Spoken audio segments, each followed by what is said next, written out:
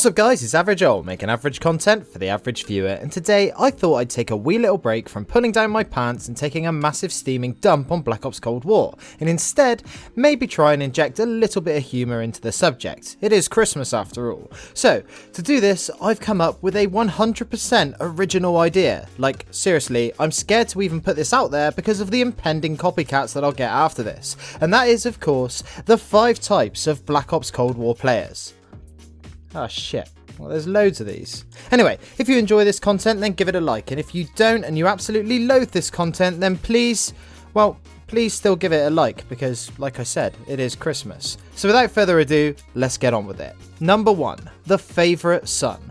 Okay, so this guy is the favourite son. God knows not in the eyes of his actual parents, get real. No, this guy's the favourite in the eyes of Daddy Activision. He's a casual player that plays 3 times a week in between hitting the gym, hitting the beers and hitting his wife. Wait, what?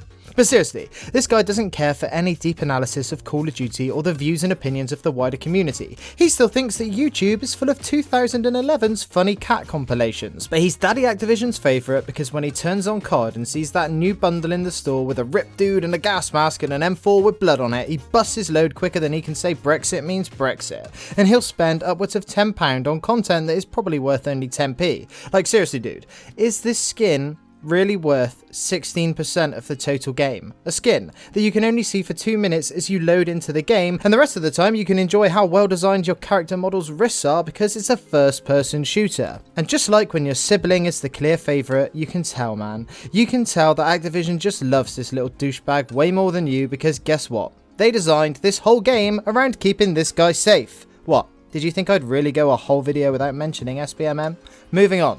Number 2, the TTV guy. You've all seen them, running around in Moscow, trying to go positive because you're coming off the back of a game where you accidentally managed to go 63-12 on Nuketown, you jump down the stairs coming from C to B, and then bam! Somehow, you managed to get quick-scoped, no-scoped, drop-shotted, and executed all at the same time by one guy, and you look down at his gamer tag, and then you see it.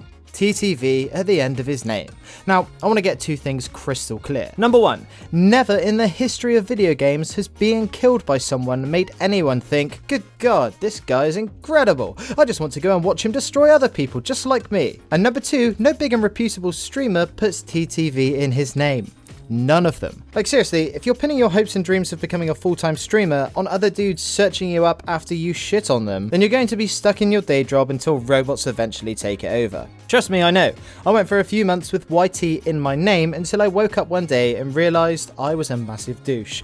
And I can guarantee that I gained no subscribers from it. So just don't do it. If you're really desperate for Twitch viewers, maybe you can just hang dong for a few seconds. I hear that only gets you a 3-day ban at the moment.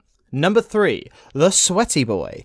These guys are nothing new to Call of Duty whatsoever, but due to the matchmaking system in place in Cold War, it seems every other person you run into is one of these sweat lords. So if you have a nice glass of wine or maybe scotch, you might tend to do something called nosing it. This means that you take a gentle whiff of the beverage and pick out specific notes with subtle smells. Well, God help you if you decide to nose the Sweaty Boy, because none of the smells will be subtle in the slightest, and the only notes that you'll be able to pick out will be stale Cheeto dust, onion gravy body odour, and massive pongs of disappointment and loss of hope. You see, the Sweaty Boy is similar to most of us, except the issue is, he takes it to the extreme. He doesn't just hop on for a few hours at night after a hard day's work, he's managed to work it so that even though he's 29 years old, he hasn't moved from his gaming chair in his parents' dining room for near on a decade. Unless of course he needed some frozen pizza or the toilet, and let's be honest, sometimes even that's too much to ask. You see, unlike the TTV guy, the Sweaty Boy has no interest in turning his gaming addiction into a form of income. He doesn't need it because his 300 quid allowance let him save up for a top of the line gaming PC, and he knows that just being in ownership of such a machine makes him so much better than the average player. So content with his solitary life, he puts hours upon days into COD, only taking minimal breaks to complain about the game on Reddit.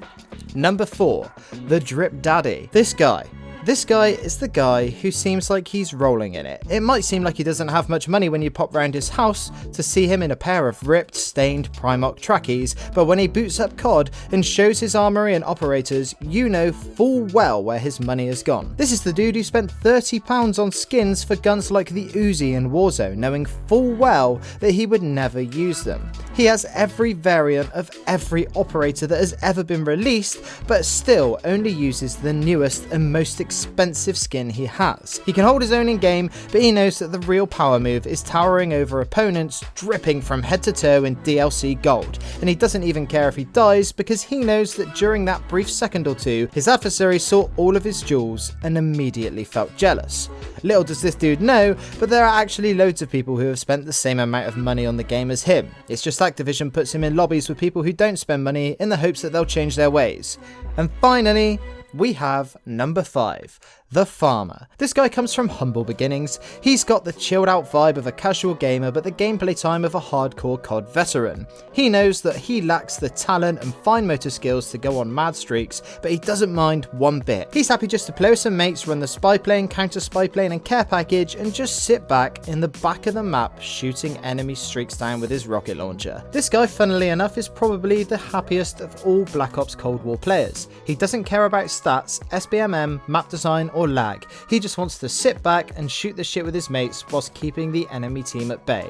It ain't much, but it's honest work. And there we have it, my 5 types of Black Ops Cold War players. I hope you enjoyed this one, as I thought it was just time to have a break from the super serious videos. But don't worry, I'll be back to normal videos after this one. Those of you who have watched these videos for a while will know that I love to see who sticks around until the end, so if you're still here, I'd like you to let me know by answering this question down in the comments. Did I miss any types of players off of my list? And did you see yourself in any of these guys I mentioned? Anyway, that's it from me today. I'm Average Joel. Peace.